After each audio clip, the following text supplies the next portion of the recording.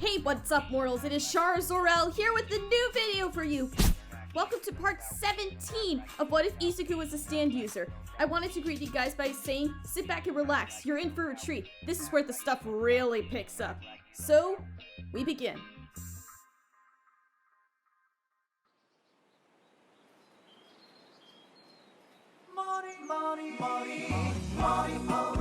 You're listening to Moricho Radio with your host, your neighbor, Kai Harada. It's another beautiful morning here in our peaceful town, and on the day after the UA Sports Festival everyone is talking about.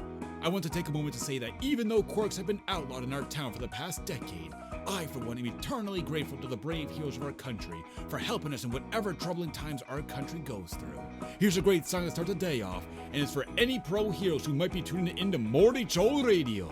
Enjoy. Okay, so let me try to understand this. So Jotaro called you saying this Izuku Midoriya guy for the UA Sports Festival is a stand user, which he clearly is. Yeah, and so he wants you to find this guy, meet him, and help him understand his stand ability? Is that it? Well, that last part's not exactly why I'm going. Has to do with my father, my adopted sister Shizuka, or my niece, or... Honestly, I don't know what word to use to describe her. Wait, Shizuka? Wasn't that the invisible baby that your father adopted 9 years ago when we were looking for that awful murderer Kira? Yeah, that's her. But yeah, like I said, while I'm there I might as well give this Midoriya kid a reality check on his stand ability. It's very likely he thinks his power is one of those quirks people outside Wario have. Anyway, I know you three don't leave town often, so I was wondering if you all wanted to come with me to meet this kid. I'm leaving in a few days. Ha! Josuke! You know you're my friend for life! Wherever you go, I'll be by your side. Besides, I've always wanted to check out these big cities full of quirk-having heroes. It'll be just like those mangas we read. Besides, who knows? We might get to see that super hot-bound lady chick in action. Well, yeah, I'd love to go too. I've been aching to leave Morio for some time now. I'd love to come with you as well if you'd let me. Really? You want to come, Yukiko? Of course. I don't have to work at my job this week, so I have plenty of free time. And what better to spend it than going on a vacation with you? Besides, you remember that promise you made to me 7 years ago after your trip to Italy, right? My promise? Yeah, don't tell me you forgot. You told me about that Giorno Giovanna guy who took everything you had shortly after you arrived in Italy. When you returned home, you promised me that if you ever traveled out of Morio again, that you'd take me with you. I'll make sure no scumbags ever swindle my little Koichi again. And if they tried, I'll pummel them into submission for you. That's nice, Yukiko. Thanks. Well, yeah, I'd love to go on a trip with you. Let's do it. Great! Ha! Look at us! The four of us grouping together to track down a stand user, just like we did back in our high school days. Only, you know, without the risk of us getting killed part. Oi! Can I get another green tea here, please? Several days after the sports festival, classes were back in session. Before the day could begin, the students of Class A had a few moments to share stories with each other on how everyone was handling their sudden rise of fame since the festival. It seemed like every student in the room were recognized by the public, whether on their way to school or even at the grocery store. Even Midoriya felt anxious on his commute to school today, as almost everyone he ran into complimented the boy on his hard-fought effort during the festival, even asking questions about his quirk he couldn't give easy answers to. Speaking of which, Midoriya entered the classroom, and the first thing his eyes went to was Ida, who was sitting by himself, with an unusually quiet, emotionless face. Izuku remembered the tragic news about his older brother and approached the bespectacled teen for an update on how his brother was doing. Hey, Ida. How's it going? Oh, Midoriya. Hello. I'm doing fine. For the most part. That's good. So, hey, about yesterday. How's... My brother's fine, Midoriya, Ida abruptly said, interrupting Izuku's question. Tensei's injury thankfully wasn't fatal, but I'm afraid he's incapable of continuing his duty as a pro hero due to his injury. In other words, he's retiring. Midoriya's eyes widened as he absorbed the news on the fate of Ida's eldest brother. Oh no! Ida, I'm so sorry. It's fine. Midoriya, I know this is a difficult time for me and my family, but we'll get through it. Everything will be fine. It's all a part of being a hero after all, you know? You should head to your desk. Class is about to start soon. Okay. Well, if you ever need someone to talk to, Ida, I'll be here for you, okay? Izuku turned around and walked to his desk, knowing Ida was not as fine as he was acting. Midoriya, you should keep an eye on that one. Izuku's stand telepathically muttered as it appeared from Izuku's body. I sense a great desire for vengeance within him, along with feelings of rage and shame. He's not well. Midoriya nodded at the words of his stand as he sat in his chair and readied himself for the day. A moment later, the door slid open as everyone was surprised who came through the door. Morning, class. Almost everyone in the room gasped at the sight of their old homeroom teacher, Mr. Aizawa, who had returned to class for the first time since the USJ attack. Most of the bandages on him have been removed thanks to Recovery Girl's treatment. However, the students took notice that his left arm was almost entirely missing and his shirt sleeve was rolled up, reminding everyone of Aizawa's near-fatal battle. Mr. Aizawa, it's great to see you again. We were all worried about you after the USJ incident, but... Yeah, Recovery Girl went a tad overboard on the treatment, but aside from the loss of my arm, I'm back to my normal self. Anyway, we have a very important class today, mostly on hero informatics. It's time for you all to pick your hero names. The class was quick to cheer for the news that they finally get their hero code names. Everyone seemed more hyped and excited than Mineta was when he found out Midnight would be a substitute teacher. Aizawa's eyes glowed red, silencing those who cheered as he continued. I'm afraid that Midnight has informed you all about the hero draft program since I was out. Now, as she likely mentioned, every pro hero and agency had their eyes on you all during the festival, and based on how well you did, most of you got offers to work for certain agencies, some more than others. Aizawa clicked a button on his remote control, displaying the total number of offers each student received, with most of the students' eyes looking at Todoroki's offers as he received thousands more offers than any of the other students. I got 103 offers? That many agencies want me to work for them? No way! Midoriya thought in his head. Also, holy whoa, Todoroki got over 4,000. That's crazy. Makes me wonder how many that Class B girl that won the sports festival got. Several students pouted in envy at the amount of offers certain students received, while others were displeased that they didn't get any themselves. However, most of the students' anguish was extinguished as Aizawa reminded the students that everyone would be participating in the draft program, which is why today's class would be focused on the students picking their code names. That's right, and if you kids want some advice, you should think carefully as to what your names will be, as what you pick now could be your code name for life. Hello everyone! Hope you all didn't miss me too much! Most of the students in class were happy to see their former substitute teacher again. Well, except for Bakugo, who angrily grinded his teeth at the sight of the R18 hero. What the hell is she doing here? Bakugo scowled at the female pro hero. It was clear that Katsuki still resented Midnight after her decision to withdraw him from the sports festival after his fight with Todoroki. Yeah, sounds like Bakugo. Typical Bakugo. Aizawa was going to hush Bakugo before Midnight beat him to it. I'm here to make sure you all pick decent code names, as hero names isn't really Aizawa's forte. The racer hero groaned at that. Also, watch your tone with me, young man. If you're giving me an attitude because of what I did during the sports festival, just remember that I didn't do it in bad faith. You were in no physical shape to continue fighting in that tournament, and you know it. If you went up against that girl in the finals, I bet my life that she would have sent you right back to the hospital even worse than the last time you went. I understand you're upset about what I did. I get that. But don't forget that you're a talented young man with the great quirk that placed first in the entrance exams. You and everyone else here have only been students for just under a month now. You have time to blossom into an amazing hero. For now though, take it easy till Recovery Girl can fix your ribs, then come back stronger than before, okay? Bakugo scowled at Midnight's words and looked away while angrily muttering, Fine, whatever. Midnight squinted her eyes at the boy's rude response, but chose not to further push the issue and returned her attention to class. After a brief explanation over the importance of everyone's hero names, the female pro handed out a set of whiteboards and markers to the students as everyone got started brainstorming their hero names.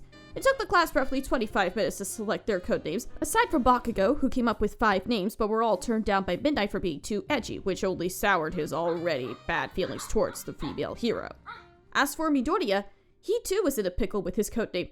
When he was younger, he brainstormed hero names for his future self that were mostly playoff names of All Might, like Mighty Man or All Might Jr. But thinking about it now, he was his own hero, with his own power that was drastically different from the kind of quirk All Might possessed. He knew he had to be his own hero with his own identity. At first, he thought he should do what Jiro did and have his hero name be the same as his ability, in other words. The pro hero, Personal Jesus. But Midoriya didn't think that name felt right. It was already 20 minutes in and he couldn't think of anything until he remembered something Uraraka said back to him at the start of the school year. You know, Deku doesn't sound that bad to me. I think it would make for a great hero name. Plus, I think it sounds kinda cute. He also faintly remembered something he said to Bakugo before he passed out during his first hero combat training session. You can keep calling me Deku all you want, but remember this. From this point on, Deku is the name of a hero. Deku. He thought about that name for a few moments, along with everything that's happened to him since the start of the school year.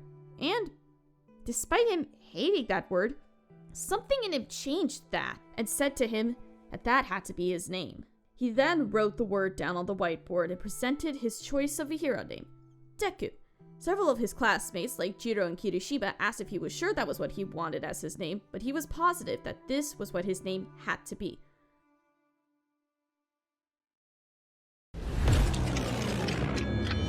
Hey there, fellow We the Celestial viewers! It is I, the voice of All Might, using the power of Zawaldo to bring you this advertisement. To those who don't know, we have a channel called We the Celestials My Hero Abridged. That's right, we got an abridged channel, baby! And it features the voices of all your favorite VAs across our many channels, including Kara Zor-el, who voices Mina Ashido, along with many other VAs, both familiar and new, voicing all your favorite My Hero Academia characters in their beautiful abridged glory. We even released a new episode recently with many, many more to come in the future. Time's about to move again, so check out the channel for some good laughs and to support the project. See you there, you bunch of newbies! Ad over. Goodbye!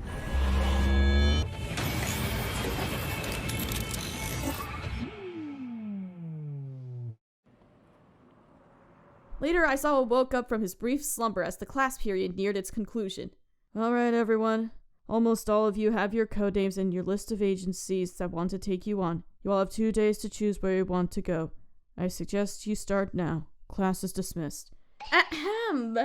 Eraser, I think you're forgetting something, Midnight muttered. Aizawa raised an eyebrow, confused as to what the R18 hero was talking about, until she pointed in Midoriya's direction. Oh yeah, I forgot. Midoriya, you wouldn't mind coming with us for a second, would you? We have some things we need to talk about. Izuku was confused for a second as to what both Midnight and Aizawa wanted. He was worried he was going to choke him out with his scarf like he did during the first day of school, or if he did something wrong.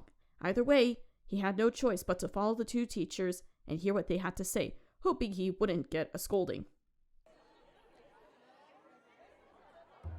So, what's going on, Aizawa? Is everything okay? I am not in trouble or anything, am I? Oh, no, not at all, Midoriya. We just have some things we want to discuss with you. Really? Yeah. Firstly, well, I don't normally do this, but I wanted to apologize to you. The last time you and I spoke face to face, I may have gotten a little too heated with you over your power. If I remember, I believed it was because of you having an unregistered quirk when I believed you to be quirkless. I want you to know that I didn't mean to be so harsh on you. I should have been more open-minded about you. Speaking of your quirk, I'm sure by now that you and the other students have noticed a rise in your notoriety thanks to the sports festival, which is normal for any student here. However, I've been eavesdropping on some of the staff here in school, and even a few pro heroes like Kamui Woods and Mount Lady, and based on what I've heard, a lot of people have been talking about you and your abilities. Almost like they've never seen someone with a quirk like yours before. Really? Izuku asked, to which Midnight responded with a nod. It was true that Midoriya noticed a slight change in his day-to-day life, with people recognizing him in public since the sports festival, but the biggest change was from his mother, when she finally confronted him about his quirk. Personal Jesus? That's the name of your quirk? And you're saying it's a little green alien thing that only you can see and can do whatever you ask it to do? Izuku Midoriya, why didn't you tell me about this sooner? I'm your mother. Don't you think I have the right to know what your powers are? Do you have any idea how hard it was for me to tell Mitsuki yesterday during the festival that I had no idea what your quirk was? That was a very hard meal conversation for Izuku to get through. Anyway, yeah, some pro heroes are pretty interested in you. And it's not just heroes. Yesterday, a group of businessmen came to UA and had a meeting with Principal Nezu. Apparently, this group alongside a VIP in their organization is highly interested in meeting you. And they claim this VIP wants to help you with your quirk. Wait, organization? Izuku questioned. An organization wants to help me with my quirk? Where are they from? According to Nezu, they're from a group called the Speedwagon Foundation. The Speedwagon Foundation? Midoriya parroted. Huh, never heard of them before. You're not the only one. Neither me or Midnight have heard of them either. Not even Principal Nezu, and he has more friends and connections than anyone in this entire school. Yeah, whoever these Speedwagon boys are, they want you, kid. Like, really want you. Really? Well, I mean, I just got my list of offers a few minutes ago, but would it be possible for me to intern with them if they want to meet me? Yeah, I'm afraid not, kiddo. Hero Corps students can only intern with licensed pro heroes and certified hero agencies. They tried to dispute that, but we made it clear how strict we are with that rule. Yeah. Also, I did some research into their company. Turns out the Speedwagon Group is an organization that focuses on environmental conservation and medical research with no certified pro heroes in their company. I have no idea why a group like them would want you to intern with them, unless you'd rather be a doctor or park ranger than a pro hero. I'd forget about them, Midoriya. For now, just think about which agency you want to intern with. You got a decent amount of offers, so pick someone who will help you improve yourself. Right. Yes, sir. Good. Alright, we're almost there. Huh? Almost there? Almost there for what? Midnight smirked at the green-haired teen as she knew the boy was gonna love what she had to say. We got a surprise for you, young man. Your hero costume is ready. It's waiting for you in the support course workshop up the hall. Izuku's eyes widened as he had completely forgotten about the costume he requested 3.5 weeks ago with everything that's happened to him since. My hero costume? No way! Yep, can't intern at a hero agency without a costume, kiddo. With that, Midoriya ecstatically jogged up the hall towards the workshop ahead. Aizawa was going to tell him not to run the hall, but he decided to let it slide this one time. He's so cute. He found out his hero costume is ready. He's reacting like an 18-year-old who just found out he's going to Disneyland. I can't believe I completely forgot about my costume. I hope I didn't go too overboard with everything. I gotta take a picture of my outfit and send it to my mom. A large explosion blew open the door of the support course workshop, wide open, as Midoriya was blasted to the ground, becoming lost in a dark smoke. Midnight and Aizawa rushed towards the explosion to see what happened and if Midoriya was okay. It took about a moment for the dark smoke from the workshop to clear out, and for Midnight and Aizawa to spot the green-haired teen lying on the ground in a questionable condition. Midoriya, are you? Oh my. Oh hey, where did you come from?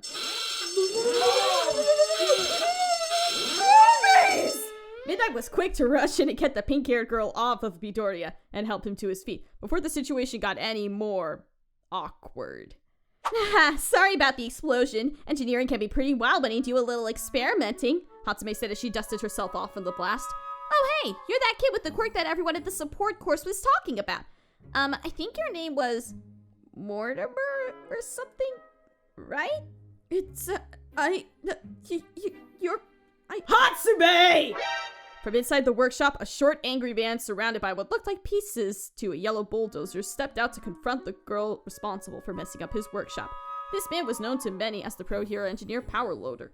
Jesus, look at the mess you made! This is the second time this week you almost blew up the workshop! I told you to follow my instructions! I don't have a problem with you doing personal experiments in here, but I made it clear that you have to follow the safety guidelines! Sorry, Mr. Power Loader, sir. Just testing out what works and what doesn't. You can't make progress unless you know what will and won't explode when you snip a wire or two. Power Loader shook his head at that comment as he noticed Aizawa, Midnight, and Midoriya standing in front of him. Sorry you all had to see this. I'm trying to get this one to follow basic safety instructions, but it's a work in progress, I guess. Oh hey, Midoriya, it's you. I was hoping to meet you today. The Greenette's mind snapped out of what he saw a moment ago and onto the engineering pro hero. Oh, yes, sir. Hello. I was told that my hero costume was ready. I'm here to try it on and see if everything's good with it. Wait, that's what your name was, Midoriya! Sorry, it was on the tip of my tongue. Wait, Midoriya, I remember something, your hero costume. I was supposed to show you your hero outfit if you came by today. Sorry, that explosion probably did something to my head. Should probably get that looked at. But yeah, your hero costume. I helped out with most of the costume design. Come on, let's get you suited up so you can marvel at my partial creative genius. The pink-haired girl grabbed Midoriya's hand as she ecstatically led him into the workshop to get him suited up. That girl seems like a real handful. Ugh, don't remind me. Once inside, Izuku was blown away by the support course workshop. Aside from the mess Hatsume caused earlier, the workshop looked like some kind of top-secret laboratory, with gadgets all over the place. Hatsume walked over to one of the filing cabinets in the room, filled with what was inside, and grabbed a metal briefcase. Here it is, one super cool hero costume made to your specifications. We have a changing room around the corner for trying on hero costumes. Let me know what you think, and if you'd like to include a gadget or two, I got a baby or two for any situation you may or may not find yourself in. Yeah, sure, no problem. Thanks. Izuku grabbed the briefcase and walked to the changing room as Power Loader returned to the workshop. Wait, did she say she has a baby as in a... No, Midoriya, I think it's best if you don't ask. While he's trying out his costume, you can begin cleaning up the mess you caused. Wait, what? You know the rules, Hatsume. You break it, you fix it. All right. After about 4 minutes of trying everything out, Midoriya stepped out of the changing curtain. All right, this is it. My new hero costume. Hey, not bad. Hope you like the gloves and jacket. I had a hand in designing those, you know. Not sure what the deal is with the red symbols, but not bad nonetheless. Everything feels just right, Midoriya? Yeah, it's just what I was looking for. Thank you, Mr. Power Loader, sir. It's perfect. And you as well, Hatsume. It feels great.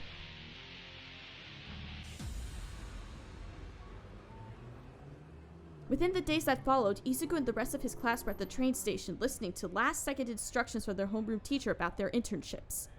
Midoriya at this point had chosen to intern with the pro-hero Kamui Woods after a long, time-consuming process of narrowing down 100-plus agencies. He knew Kamui couldn't help in teaching Midoriya any new techniques with his power, but he had hoped to learn something from a pro-hero who was rising quick within the hero billboard charts. Eventually, Aizawa dismissed the class as everyone went their separate ways. But before Midoriya left, something was on his mind that he couldn't shake. Within the days leading up to the internships, he noticed that Ida's attitude hadn't changed since the fate of his brother. Uraraka, who was also with the Greenette, felt the same way, and they both stopped Tenya before he could leave as they were worried about him.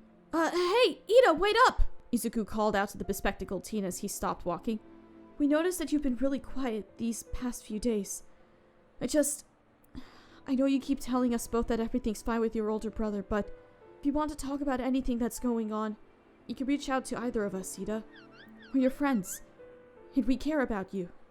After 3 seconds, Ida finally turned around to look at the duo in front of him, and for the first time in the past few days, Izuku saw Ida smirk a little. I appreciate that, Midoriya. Thank you. With that, Tenya left for his train, leaving his two closest friends with worry on their minds as their friend left them. Izuku didn't need his stand to know that Tenya was hiding his true feelings from everyone. He also didn't know what Ida was planning, which would result in a ripple effect that would forever change the rest of Midoriya's days at UA High.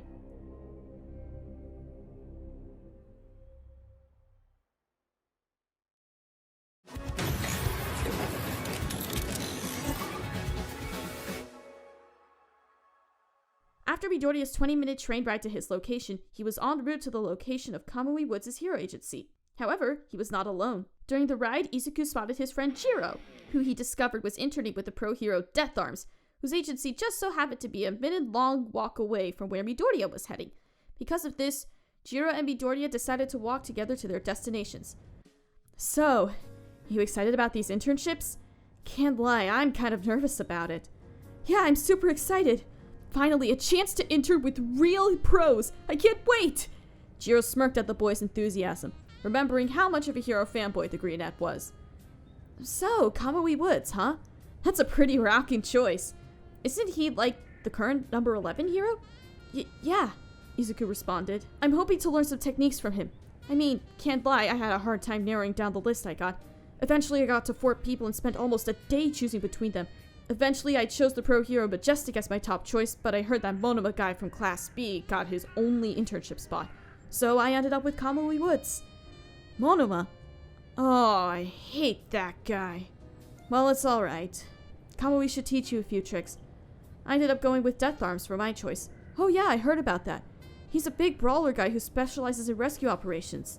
Yep, exactly the kind of hero I'm down for. I mean, I'm looking to be a hero that focuses on rescuing people from disasters and hostage situations. But after our combat training against Aoyama and Bakugo and the USJ attacked, I kind of got the gist that I really needed to learn some fighting techniques in case I have to deal with people at close range. Can't rely on Yamamo making me a machete every time things get rough, you know? Yeah, he'd be a great choice for you. Hope you have a good time. Izuku looked forward as Jiro noticed his smile faded from his face. She could tell that something was on his mind. So, everything else good with you? I've noticed you've been a little quiet the past few days. Is everything alright? Bakugo still isn't being a jerk to you, is he? I still have no clue how he's in the hero course with how he acts sometimes. Oh, no, he's been fine for the most part. It's just... well, it's about Ida. Jiro's eyes widened a tad as she knew where Midoriya was going with this. You see, as you know, his older brother... Oi! Izuku Midoriya! Is that you? Midoriya and Jiro heard the greenette's name being called, and both turned around to find a man standing from a table with 3 other people beside him. He looked to be about 7 inches taller than Midoriya, and gave the 2 teens a slightly menacing look. Hang on. A slightly menacing look. You gotta do the sign. The first thing he noticed about the man was his unusual hairstyle. Whoa. That guy's hair is so punk rock. Jiro quietly muttered to herself. Yeah, that's me. Hi, Midoriya muttered. Both Midoriya and Jiro believed the guy was just another random citizen who recognized them from the festival and likely wanted their autographs or a picture, but Jiro was not interested. Hey. I'm sorry if I sound rude, but we don't have time to chat or whatever. We're kind of running late for our internship, so if you don't mind, we gotta go. Oh yeah, no, we understand you got a place to be, but I really need to have a chat with your friend with the green hair here. You see, I've been looking for you for the past few days, kid. I have some things I need to talk to you about, especially with this power I heard you're having. Wait, you... what? At this point, Jiro and Midoriya felt something was off about this guy, but they weren't the only ones. Midoriya, be careful. I sense something suspicious about this one and his friends. Josuke! Look out! He's got his stand down! I see it, Okuyasu! Josuke yelled with live fire in his voice. However, the words that came from the stranger made Midoriya and even his stand freeze in their tracks. Midoriya stared blankly at the man for about 3 seconds as his mind processed what the man just said to him. Wait, what did you just say? Did you say you can see my quirk? The green cockroach-looking thing carrying a shield by your side? Yeah, I see it. Also, that thing you got isn't a quirk. It's a stand. A stand? What? Midoriya had no idea what to say, as this was the first time ever that someone actually saw his stand and could even make out what it looked like.